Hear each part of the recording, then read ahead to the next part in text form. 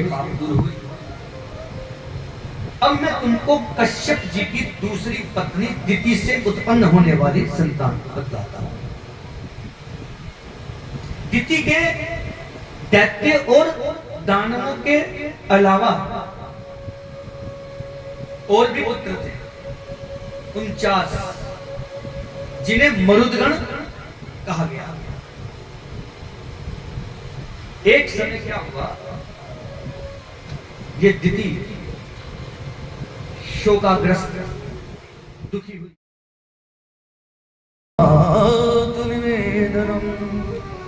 हे पिताजी, भगवान विष्णु की भक्ति के 9 भेद हैं।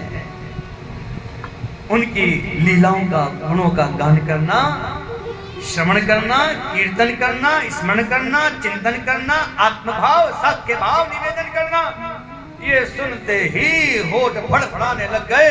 अरे तेरी तो हद ही हो गई। मूर्ख, शत्रु की प्रशंसा करता है। अरे क्या सिखा दिया इस बालक को तुमने? ये शत्रु की प्रशंसा कर रहा है, उसकी बड़ाई कर रहा है। कैसा बना दिया? लगता है ये मेरे हाथों मरना चाहता है। भयंकर क्रोध आ गया, नेत्र लाल हो गए, घबरा गया, क्रोधित हो गया। अब क्रोध में आकर के ना, ले जाओ मार डालो इसको, गुस्से में आ गया। अब प्रहलाद जी को मारने का प्रयत्न किया गया, पहाड़ों से नीचे गिराया गया, कुछ नहीं हुआ। हाथी के पांव तले दबाया गया, कुछ नहीं हुआ। क्यों? क्योंकि प्रहलाद जी सदा सर्वदा क्या गाते रहते? ओम नमो भगवते वासुदेवाय, ओम नमो भगवते वासुदेवाय, ओम नमो भगवते वासुदेवाय। सदा सर्वदा उनके जिह्वा पर, मुख पर यही मंत्र का जाप चलता रहता। उन्हें कुछ नहीं हुआ।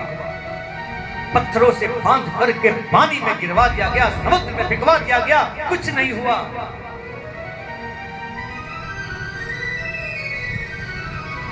अब प्रहलाद जी की बुआ हिरण्यकशिपु की बहन, उसका नाम था होलिका, योगिनी थी। देखा कि भाई इसको मारना चाहता है, ये मानता नहीं है, ये मर भी नहीं रहा है। या तो माने और नहीं तो इसके प्राण जाए, दोनों ही बातें नहीं। अपने भाई के पास जाके बोली, हे भाई देख, मैं तो योगिनी हूं, तू एक काम कर, लकड़ियों का ढेर लगवा दे। मैं इसको अपनी गोद में लेके उस लकड़ी के ढेर के ऊपर बैठ जाऊंगी, तू आग लगवा दियो, लकड़ियां जल जाएंगी, उनके साथ साथ ये भी जल करके भस्म हो जाएगा, मुझे कुछ नहीं होगा। ये सुन करके हिरण्यकशिपु ने वैसा ही किया, लकड़ियों का ढेर लगवा दिया गया। होलिका जो थी प्रहलाद को गोद में ले करके पकड़ करके बैठ गई थी, भागे नहीं। लेकिन प्रहलाद जी कहां जाने वाले थे? वो भी ओम नमो भगवते वासुदेवाय, ओम नमो भगवते वासुदेवाय, ओम नमो भगवते वासुदेवाय प्रभु के नाम का जाप कर रहे थे, स्मरण कर रहे थे, चिंतन कर रहे थे। आग लगा दी गई। हुआ क्या? उस अग्नि ने होलिका को भस्म विभूत कर दिया और प्रहलाद जी महाराज ओम नमो भगवते वासुदेवाय कहते हुए, चूंकि तू वहीं बैठे हुए थे, सब बड़े आनंदित हुए, क्योंकि सब जानते थे कि ये मरने योग्य नहीं है और मारने योग्य नहीं है। अभी हम उसे इंसान कहते हैं, पराया दर्द अपनाए उसे इंसान कहते हैं, पराया दर्द अपनाए उसे इंसान कहते हैं, किसी के काम जो आए उसे इंसान कहते हैं, किसी के काम जो आए उसे इंसान कहते हैं, किसी के काम जो आए उसे इंसान कहते हैं। यही सही है।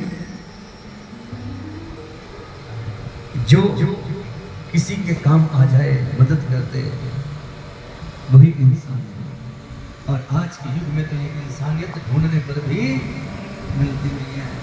आज अगर किसी की मदद करने जाओगे भी ना तो वो सोचेगा इसको इसमें क्या लालच है। अच्छा, ये माहौल बनाने वाले भी तो होते हैं का भी इंसान। आज कल हमारी मानसिकता विचारधाराएं ऐसी एक दूसरे के विपरीत हो गई हैं। सबसे पहले तो हम किसी को पनपता हुआ नहीं देख सकते, है ना, कि उसकी कमीज मेरी कमीज से सफेद कैसे है, यही है ना। भैया पहले तो ये जो ईर्ष्या है ये बन के बाहर आ जा, बन के बाहर आ जा, सुन तो पुकार कहना बस एक बार आ जा, सुन तो पुकार कहना।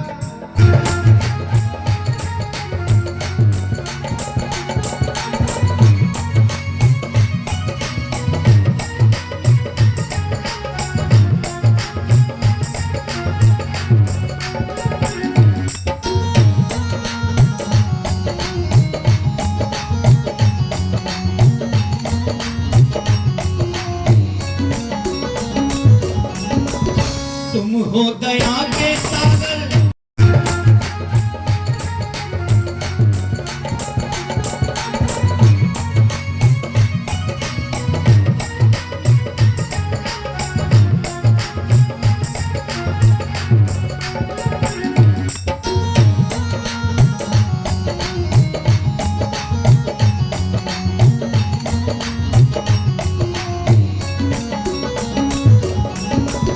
तुम हो दया के सागर,